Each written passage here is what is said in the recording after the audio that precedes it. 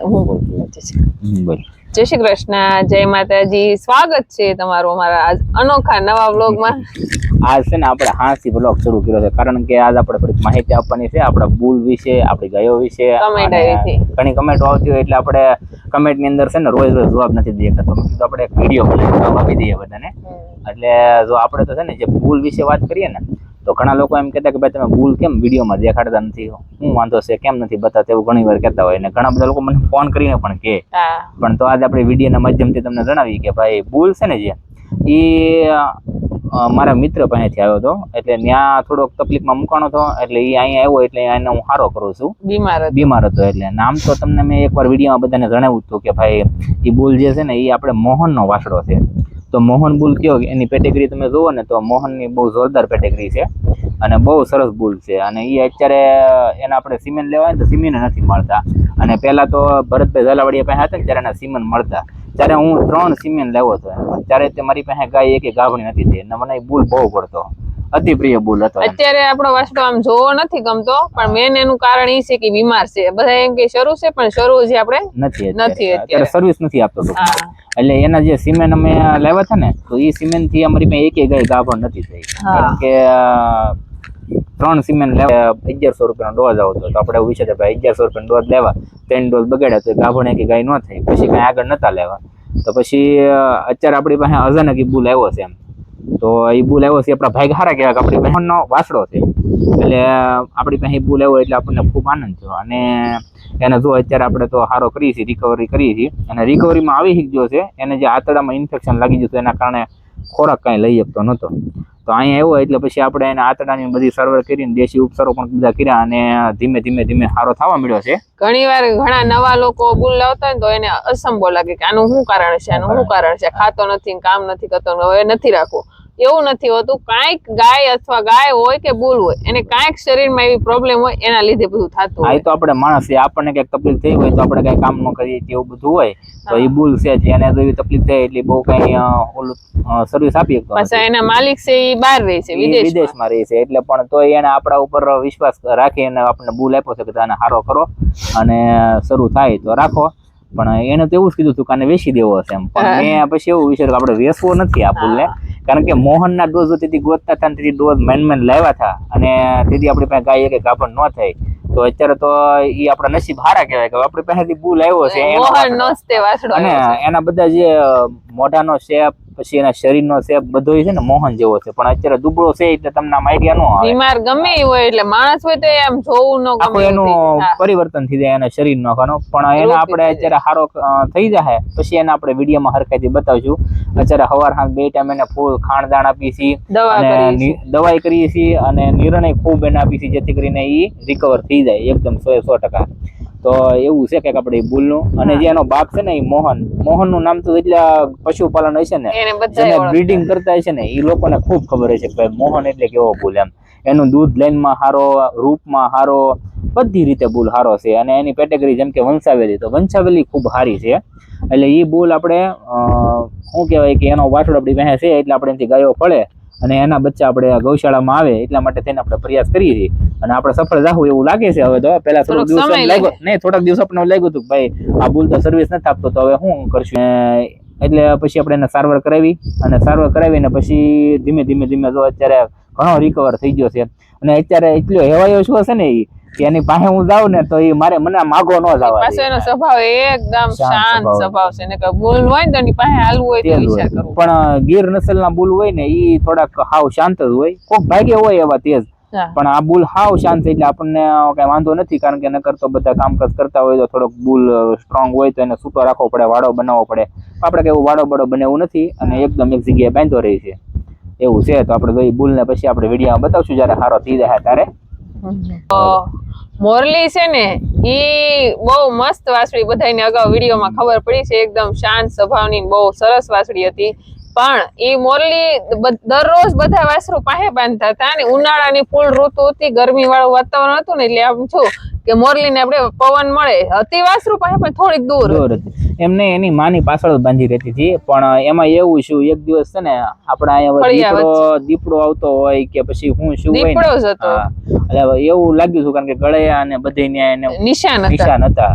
એટલે તે દિવસે એ દીપડાએ તેને વીખી નાખી છે અને તેથી અમને બહુ દુઃખ થતું. અમને તે દિવસે આમ ક્યાંય રહેવાનું નતું, એટલું દુઃખ થતું કારણ કે ભાઈ આપણા આંગણામાં જે વાસળી ઉતરીને મોટી થઈ હોય ને એને આવી જીવ આવી રીતના વયો જાય નુકસાન થઈને.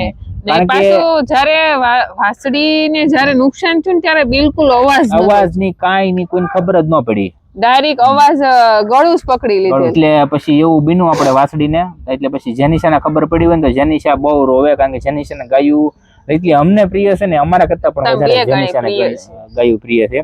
એટલે એ વાસળીનું અમે વાત નથી કરી. પછી એ બનાવ બન્યો તો રાત્રે 3 વાગે. એટલે રાત્રે 3 વાગે ખબર પડી એટલે જોયું એટલે વાસળીમાં બિલકુલ જીવ નતો. પછી તો બધા વાસળું ને આપણે રૂમમાં, કારણ કે વાસળી મોટી થઈ ગઈ હતી, નહીં તો નાની હોય તો રૂમમાં રાખીએ. 7મા મહિનામાં હતી એટલે વાસળી મોટી થઈ ગઈ કહેવાય. એટલે આપણને, અને એમાં શું છે કે આપણે વાડી વિસ્તાર જો અને આમે બધું ખુલ્લું છે. જેથી હવે તો એવું આપણે વિચારીએ છીએ જેથી આપણી પાસે સગવડ થાય ને તેથી પહેલા આપણે અહીંયા હરખાઈથી એક કાં દિવાલ ને કાંઈ એવી કઈ હરખી જાળી મારાવી દેવું, જેથી કરીને કાંઈ એવી કઈ વસ્તુ ન આવે આપણે ગાયોને કાંઈ ઈજા કરીએ. કે જો કે એવો સમય આવશે એટલે એ કરી નાખશું. કેમ આપડા શેર નો સમય એવો ત્યારે શેર થઈ ગયો. અત્યારની ઘડી સુધી ગમે એટલા જીવ જંત રખડતા હોય, ગમે એમ હોય તો ક્યારેય કોઈ વાંધો નથી. સિંહ શેરીમાં આટો મારીને વહી ગયો, શેરીમાં વાસડો મારણ કર્યું હતું, પણ ઘરે ક્યારેય કોઈ વાસડું ને કઈ તકલીફ નથી. અમારા જીવનમાં આપણી ગૌશાળા, ખુલ્લી ગૌશાળામાં જો વહેલી આ તકલીફ પડી હોય ને તો ઘટના આવડી ગંગાની વાસળી છે. અને ઈ વાસળી જો કે બધી આપણને પ્રિય જ હોય, પણ જયારે આપણાથી દૂર વહી જાય ને ત્યારે આપણને બહુ તકલીફ થાય. પછી તો 2 દિવસ મેં વિડીયો નતો બનાવ્યો, કોઈને વાત નથી કરી. જેનીએ થોડાક દિવસ પહેલા મને પૂછ્યું કે મમ્મા આપણી મોરલી વાસળી મોટી થઈ ગઈ છે, એટલે તો પણ હું થોડુંક ખોટું બોલી. મેં કીધું હા, આપણે જે સુરભી વાસળી છે ને મેં બતાવી, આ જો આપણી આ મોરલી છે મોટી, ઓલી જે મોટી સુરભી થી નાની સુરભી છે ને ઈ એની બેન જ છે. પાછો એને વિચાર્યો મમ્મા આને તો આપણે સુરભી કહી છે, મોરલી નથી કહેતા, આપણી મોરલી વાસળી મોટી થઈ ગઈ છે. મેં કીધું, પછી મેં એને વાત કરી, બેટા મોટી નથી થઈ, આવી રીતના થયું છે. કારણ કે પછી તો એને દુઃખ લાગ્યું કે મને કોઈ વાત ન કરી હોય. અમે ગાયને ખાલી એકવાર બીમાર ગાય હતી એટલે ડોક્ટરે એને એમ કીધું છૂટી રાખી અને શેરીમાં બધે આટો મરાવો તો એને ગમે. તો શેરીમાં ગાયને છૂટી કરી હતી અમે. એ પડથારે બ્રશે કરીને ખાધું નહીં, જ્યાં સુધી ગાયને હવારમાં ઘરને આંગણે ખીલે ન બાંધી ત્યાં સુધી જેની બેઠી બેઠી રોઈ. કારણ કે જેની ગાયો એટલી વાલી છે ને, જેનિશા બોલવા શીખી ને ત્યારે પેલો શબ્દ ગાય બોલતા શીખી હતી. અને ત્યારે અમને એટલો વિશ્વાસ હતો કે ભાઈ આ અમારા કઈક એવા પુણ્ય છે કે ભાઈ જેનિશાને પણ ગાય બોલતા આવડ્યું. અને અમારા બાળકોને પણ એટલી પ્રિય ગાય છે એટલે અમને આપણે એક જોતા આપણને હરખ થાય કે આપણે સંતાનને પણ ગાય પ્રિય. નકર ઘણી વાર આપણે મોટા સાણ વાહિંદા કરતા હોય તો બાળકને ન ગમે, પણ આપણી બધાને ગમે, છોકરાઓને, શુભમ ને જેની ને બધાને. એટલે ગાય બધા માટે પ્રિય છે અમારા ઘરની અંદર તો બધાને તમામ. અને એટલે આપણા વિડીયો જોવે છે બધાને પણ ગાય પ્રિય છે. એટલે આ એક પ્રશ્ન હતો કે ભાઈ આ તમારી મોરલી ક્યાં ગઈ છે, પછી આ બુલ ને શું છે કેમ બુલ નથી દેખાડતા, એટલે તો આજે આપણે તમને એનો જવાબ આપી દીધો.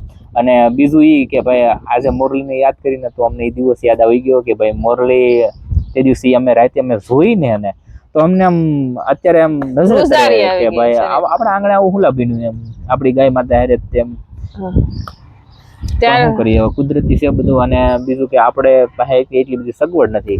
જયારે સગવડ થઈ જાય ને તો પેલા આપણી ગાયોનું આપણે બધી વસ્તુ આપણે ઘર આપણા મકાન છે ને એને પ્લાસ્ટર કરવાનું બાકી છે. શું કામ બાકી છે કે આપણે એને નથી પેલા કરવાનું, પેલા ગાયો માટે સંપૂર્ણ બધી સુવિધા કરી નાખવાની છે. પછી એમાંથી આપણી પાસે સગવડ થાય ને તેથી આપણે આપણા ઘરનું કરશું, પેલા ગાયો માટે. એટલે એમાં એ પ્રશ્ન છે કે આપણે નાના મોટા 22 અત્યારે ગાયો નાની મોટી છે માનો ની, તો 22 નું અત્યારે મેનેજમેન્ટ કરવું, એમાંથી ઘર આખું, એમાંથી આપણે અત્યારે ચોમાસું છે એટલે બધું ખેતીમાં રોકાણ કરવું, એટલે થોડી આની પહેલાના વિડીયોમાં પણ કીધેલું છે કે ભાઈ ગાય પાલન કરવું બહુ અઘરું છે. કેમ અઘરું છે એ તો બધાને આપણે ગયા વિડીયોમાં કીધું છે. એટલે એવું છે બધું. અને પણ તો છતાં પણ ધીરે ધીરે આ લેવલ ઉપર પગ્યા છીએ આપણે. આ ધીરે ધીરે આપણે તો આ સુધી પગ્યા છીએ કે ભાઈ ગાયો માટે શેડ બનાવી નાખ્યો છે, પેલા તો આપણે હાવ ખુલ્લામાં બાંધતા હતા. તો એના કરતા પણ અત્યારે સારું છે, ભગવાનની કૃપા છે અને ગાયો માતાની પેલા કૃપા છે કે આપણે એના માટે એના થકી જ થાય છે ને એના હાટું જ થાય છે. અને આપણે તો એવું વિચારીએ છીએ કે ભાઈ જ્યાં સુધી આપણાથી રીતની સેવા થઈ શકે ને ગાય માતાની સેવા તો આપણે શું કરીએ છીએ, ગાય માતા આપણને અમુક ના રાખે, આપણે ન રાખીએ છીએ. બીજી વાત ઈ કે ઘણા લોકો એમ કહે કે ભાઈ એક કૂતરો રાખવો જોઈએ જેથી કરી કાંઈ પણ છું એટલે ડાયરેક્ટ આપણને અવાજ દે. તો પેલી વાત એ કે અમારા જીવનમાં એક સંતાન રૂપી માનો તો એવો, પણ એવો એક મોતી નામનો કૂતરો હતો, જો આપણે ફોટો હશે તો મૂકશું. અને ઈ મોતી નામનું ગલુડિયું આપણે કેટલા દિવસનું લેવા હતા? હું 1 મહિનો ને 10 દિવસનું ગલુડિયું લેવા હતા, નાનું એવું હતું. અને ઈ એટલું વફાદાર હતું કે મારી પાસે એક ગાય હતી, ઈ રાત્રે વિયાણી ને એટલે ઈ ના ઓલે પણ આપણે જે કોબુ છે ને ત્યાં કોબામાં ના વિયાણી, એટલે રાતે આપણને કઈ ખબર તો ન રહી કે વિયાઈ ગઈ, એટલે એમ કઈ એવું કઈ દેખાતું નતું કે વિયાય એમ ઠામુકી વિયાઈ ગઈ. અને ઈ કૂતરો સવાર સુધી ઈ વાસળું ની પાસે બેઠો અને બધા રખડું કૂતરા હોય ને બીજા ગમે ઈ, તો એની પાસે નો આવવા દે અને કાંઈ ન થવા દે એવો કૂતરો હતો. બાંધવો ન પડતો. અને જ્યાં સુધી એમ ન કહે ને કે તું ઘરમાં નહીં આવતો, ઘરમાં આવે ત્યારે ઘરમાં આવે, ઘરમાં નહીં આવતો તો એ ન આવે, એટલો વફાદાર કૂતરો હતો. પણ એને એવો બીમાર પડ્યો કાંઈ કે આપણે સારવાર કરાવી છે, આપણે ડોક્ટર ખાલી 3 જ દિવસ બીમાર, અને 3 દિવસ બીમાર એવો ખાલી પડ્યો તો પેલા બીજા દિવસે તો કઈ ખબર નથી એટલી બધી પડી કે હું બીમાર પડ્યો હું છું, નોર્મલ જ હતો ખાલી ખાવા. પણ ત્રીજા દિવસે ઈ અમારે જે ગાયોનું સાણ નાખી ને એની ઉપર જઈને બેસી ગયો. અને એટલે હાન નો ઈ ના બેહી બેઠો હોય. ડોક્ટર આવ્યા ને ત્યારે મોતી એકવાર ન્યા બેઠો તો પછી બીજી વાર ડોક્ટર સારવાર કરવા, તો બીજી વાર ધાબે હતો ને તો તમે અવાજ કરી કે મોતી, તો મોતી ધાબેલી નીચે ઉતરીને હેઠો આવ્યો તો એને એમ કે મને કઈક બોલાયો છે, પણ ડોક્ટરે ખબર વગરનું ઇન્જેક્શન આપી દીધું. એટલે એ પાછો ફરી રિહાઈને ઉપર ચડી ગયો હતો. અને કાંઈ પણ એને ખીજાતા ને તોય રિહાઈ જતો, રોતો, ખાતો નહીં, એટલા નખરા કરતો ને આમ માણસ ટૂંકું પડે એવો હતો. પણ ઈ પણ અમારા આગળ વયો ગયો છે, એટલે અમને હવે બીજો મોતી લાવવાની થોડોક મુશ્કેલ પડે છે. કારણ કે આપણા આંગણામાં એવા પશુ પંખી બધું રાખી તો ખરા, પણ જયારે ઈ આપણી પાસેથી જાય ને ત્યારે આપણને ખૂબ દુઃખ લાગે. 4 વર્ષ આપણી ભેગો રહ્યો. અને એવો તો કૂતરો અમને કદાચ ને આખી જિંદગી અમારે નીકળી જાય મળે નહીં, ન મળે. એટલો વફાદાર કૂતરો હતો. તો આજના વિડીયોમાં જો આપણે એટલું જણાવી દીધું છે. અને કાંઈ પણ તમારે કઈ પ્રશ્ન હોય તો અમને કમેન્ટ કરજો, તો પાછા એના ઉપર વિડીયો બનાવશું આપણે. તો અમારો વિડીયો જો તમને જોવો ગમ્યો હોય તો લાઈક કરજો, શેર કરજો અને સબસ્ક્રાઈબ કરજો.